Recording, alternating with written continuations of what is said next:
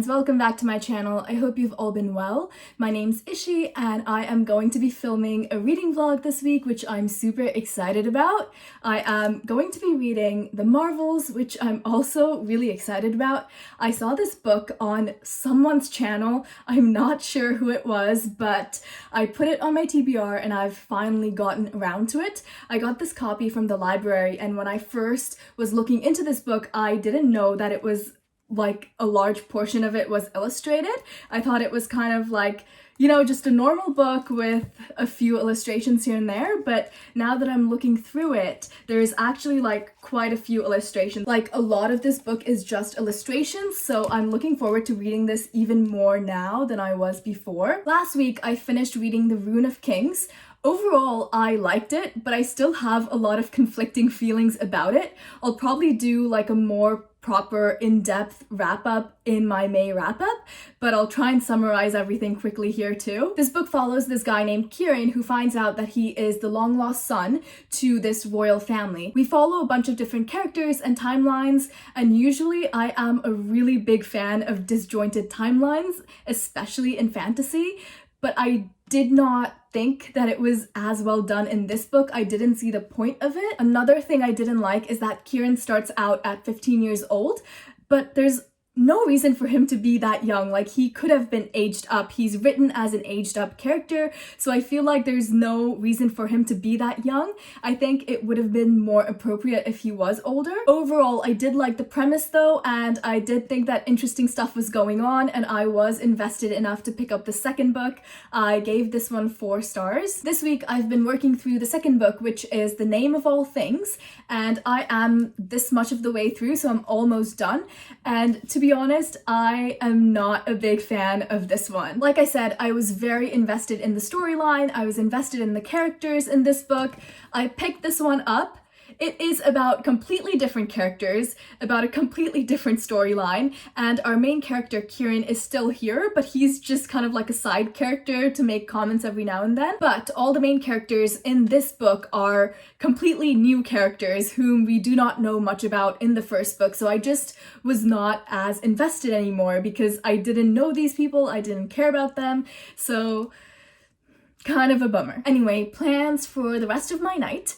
A while ago, I framed these art prints, and as you can see, there's still like white space around the art prints, and it's been bothering me. So I went to Michael's and got custom-made mats that will fit the art print better. And I'm sorry, you can't even see it because it's reflecting, but it's really beautiful and I'm really excited to frame it properly. Also, a month or so ago, I propagated this plant. It used to be really long, so I cut it off and I made little plants from it, and I promised one of my coworkers that I'll give her one, so I'm gonna be potting some of those and getting it ready to go.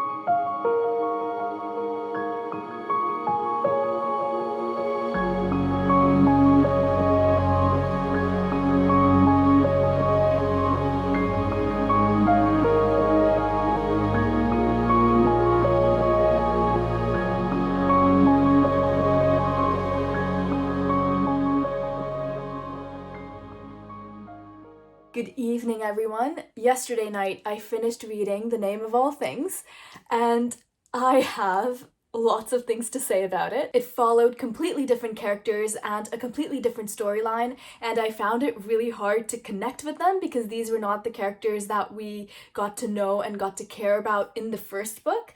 So in the first book, our main character is Kieran, and by the end of the first book, Kieran is basically on the run and is going to another nation to hide out from the people that might be after him. And to be completely honest, I wasn't that huge a fan of Kieran either, but I got to know him throughout the first book and was very invested in his story by the end, and I was looking forward to seeing where he would end up in this book. Basically, what happens in this book is that Kieran runs away to another nation and ends up in this tavern, and at this tavern he meets the main characters of this book, and they all apparently family seem to know him and were waiting for him, so he asks them like, hey, what's up with that? Like, how do you know me?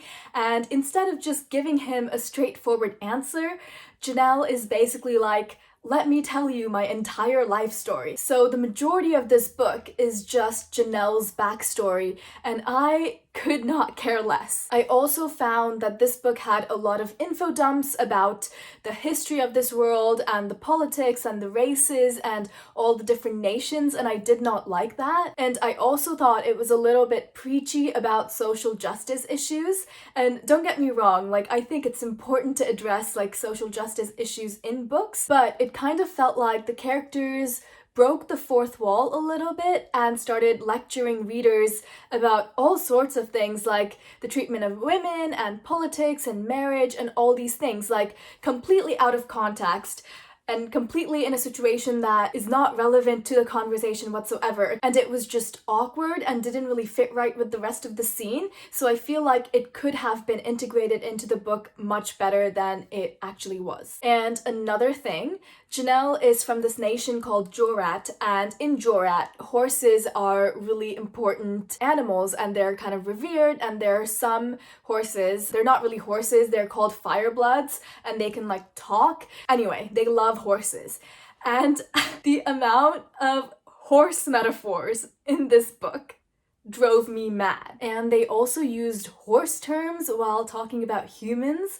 For example, if someone identified as male, they were called a stallion, and others were called mares and geldings, and children were called foals, and I just thought it was a bit much. Like, drink water every time you read the word stallion and you will be the most hydrated person on this planet, I guarantee. But I don't know what it is about this series that's making it really hard for me to just not continue on with it, because for some reason after finishing that book I picked up the third one right away, The Memory of Souls. This is the third book in that series, and I just don't know why I can't stop reading it, even though I did not like the second book. Like, I'm just overall invested in the premise, like the whole prophecy and the whole thing going on. I'm invested. I feel like the series is losing all the battles but winning the war, because I'm really nitpicky about every single book, but like overall, I am interested in the series. Anyway, I also started reading the Marvels, and I am about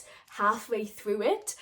This book has 2 stories that are kind of interconnected, I think. I have finished the first story and I haven't really started the second yet, so I don't know whether they're related or not. The first story that I just read follows this guy named Billy, who is the only survivor of this shipwreck, and he goes to London, or he gets rescued and is taken to London, and there he kind of gets adopted of sorts by this theater, and he grows up at this theater, and he ends up with the son, and his son grows up at this theater, and his grandson grows up at this theater, and basically every single generation after him become really successful actors at this theater, until his great-great-grandson Leonidas Marvel, who wants nothing to do with acting and he likes drawing instead, and because he hasn't really been trying hard at acting, he gets banished from the theater. After he gets banished and runs away, the theater also burns down, so he might actually be the last person of his family still alive. That's where the first story kind of ends, so I don't know if we get kind of any closure on this in the next story, but we'll see. I actually really loved this first story so much. Even though there was barely any text and it was all pictures, I feel like we still have enough context to kind of get to know all of the characters, and I just really like all of the characters. I love the way the story is told, and I'm really looking forward to reading the next half of this book too.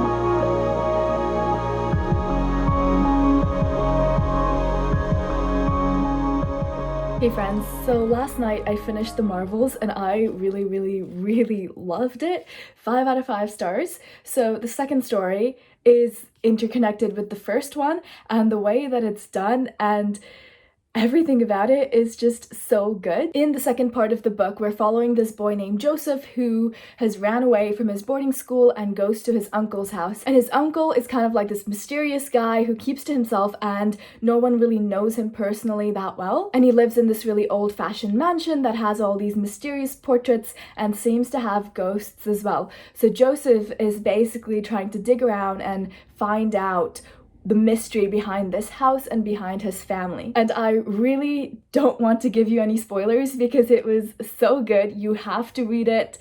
Please read it, it's really good. Like honestly, I might go out and buy this book when I eventually plan to reread it because this copy's from the library, but I really do want one for myself too. I'm also halfway through The Memory of Souls, and I'm actually liking this book much better than I liked the second book in the series. We're still following Kieran and Janelle, and we also follow Teraith and Thurvashar in this book, and the four of them are kind of like the central people to the plot. I love Teraith. He was in the first book as well, and not so much in the second book, but honestly, he's one of my favorite characters. I also really like Thurvashar. He is kind of like a magician, and I just think he's so funny, but I'm still not a huge fan of the way the story is told. This book is basically told by Thurvashar and Kieran, who are both sitting in a room together, and they are talking about what happened in the past, and Thurvashar is kind of writing a chronicle about all the things that happened to them. So the entirety of this book is Thurvashar telling the story of what happened to them in the past already, and all the books in this series are kind of told that way, and I'm not that huge a fan. Anyway, plans for the next week. I am gonna finish reading The Memory of Souls,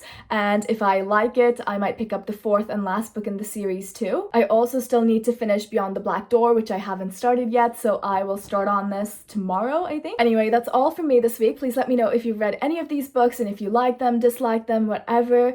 But my name's Ishi. Thank you so much for spending time with me, and I hope your day is as wonderful as you are.